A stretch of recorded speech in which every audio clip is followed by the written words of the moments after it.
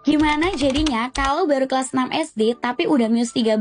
Minus sama kelasnya masih lebih tinggi minusnya ya besti. Jadi Kasana Minso kali ini punya minus mata sebelah kanan 13 dan sebelah kiri minus 10.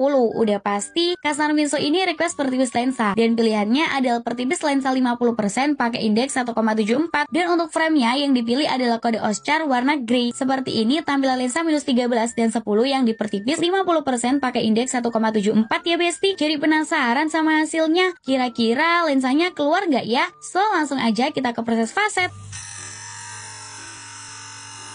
Dan tada, ini dia hasil dari lensa minus 13 dan minus 10 yang dipertipis 50% pakai indeks 1,74. Gak expect kalau hasilnya setipis ini dong besti. Ini mah gak bakal ada yang ngira kalau ternyata kacamata ini minus tinggi. Nah, buat kamu yang punya minus tinggi dan mau pertipis lensa, bisa langsung choose order online di Ixora Eyewear. Coba spill minus kamu di kolom komen besti.